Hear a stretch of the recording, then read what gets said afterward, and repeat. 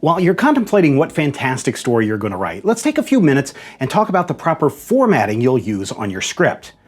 We're not going to spend any time on formatting the page, how far to indent, how big the margins are, and so on, as there are tens and maybe even hundreds of scriptwriting applications that can take care of this formatting for you.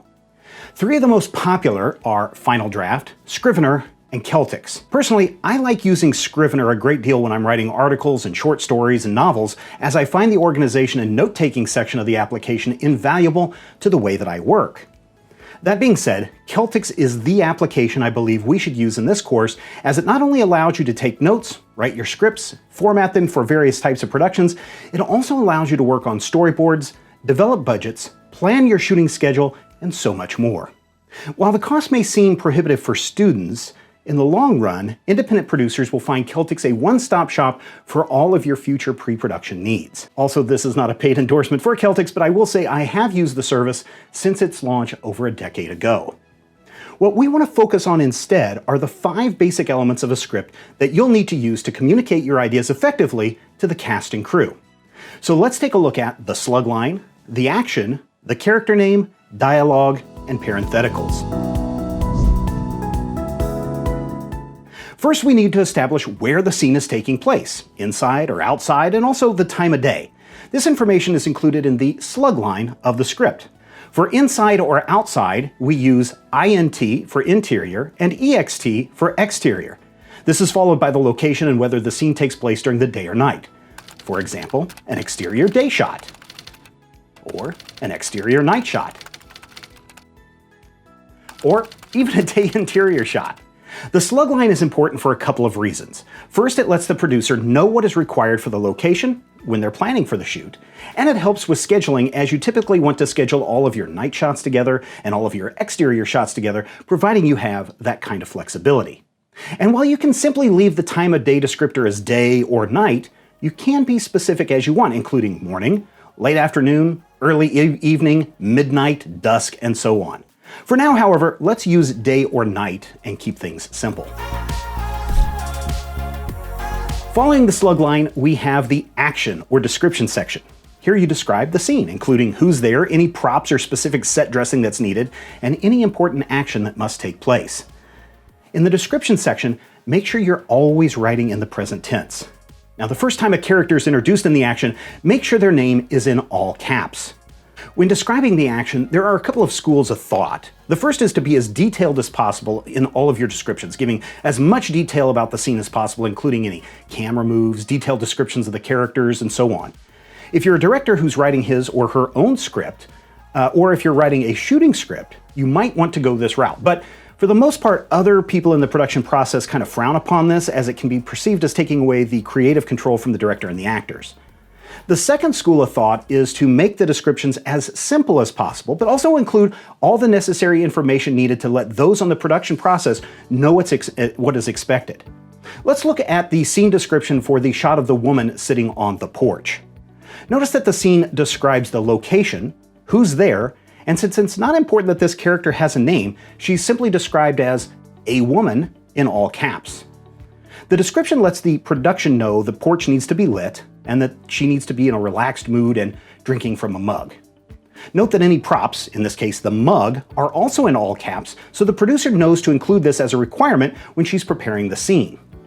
Now, there are not any descriptions of any kind of the shot that you're supposed to use, as the determination of whether this needs to be a wide shot, a medium shot, or a close-up is going to be left up to the director. The character name is pretty straightforward. It's the character's name, in all caps, centered on the page. Again, setting the name in the absolute center of the page and worrying about proper spacing is kind of really a thing of the past thanks to applications like Final Draft and Celtics. It does all the formatting for you. All you need to do is type the name and let the application know that it's a character. In many cases, the scriptwriting application is advanced enough to know that following the scene description is the character name, so it will automatically assume that the character name comes next, saving you an additional step.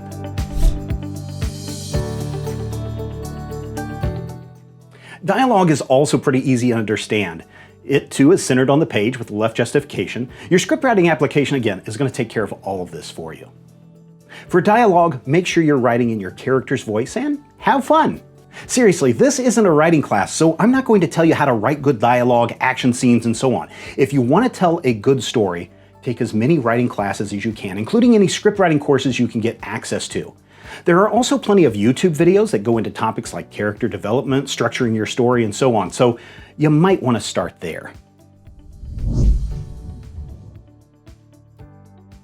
Finally, we get to parentheticals. Parentheticals are any locations, moods, or nonverbal elements in your character's actions. Now, these don't have to be complete sentences, but they do give an indicator as to the mindset of the character at that moment. For example, you might have a character delivering their lines nonchalantly or angrily, or perhaps they have to do that as they're crossing the room. So there you go, the basic formatting of a screenplay. There are going to be other formatting elements you may encounter as you write more complex scenes or story, but these guidelines will get you where you're going. If you are writing a script for video, news, commercial production, corporate videos, music videos, and so on, you're probably going to use a two-column format. Now, in the two-column format, the left side of the page is dedicated to the visual elements of production. Here is where you will find the slug line, the scene descriptions, while the right column is where you will place all of the audio elements of the script.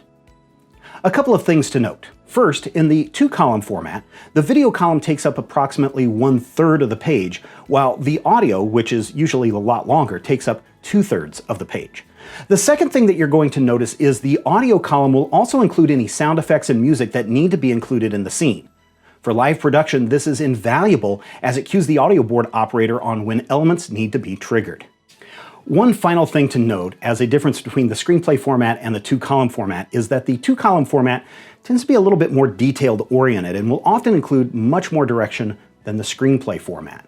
While I personally like writing in the screenplay format, when it comes to this course, you should be using a two-column format for any work that's destined for television, including your upcoming public service announcement scripts. If you desire more information on proper formatting of scripts, you can find those online, but again, things like the font that you're supposed to use, the page numbering, and even margins and the title pages are all taken care of by the script writing software that you decide to use. I would highly recommend using an application like Celtics, as using Word or Pages will send you into a nightmare of frustration and despair as you try to format everything accordingly. Heck, even templates for Word and Pages are often troublesome at best. That's where we're going to wrap up this video. If you have any questions or comments, let me know, and we can address them via email or in a future video. Thank you so much for watching, and I look forward to sharing more information with you in the next video.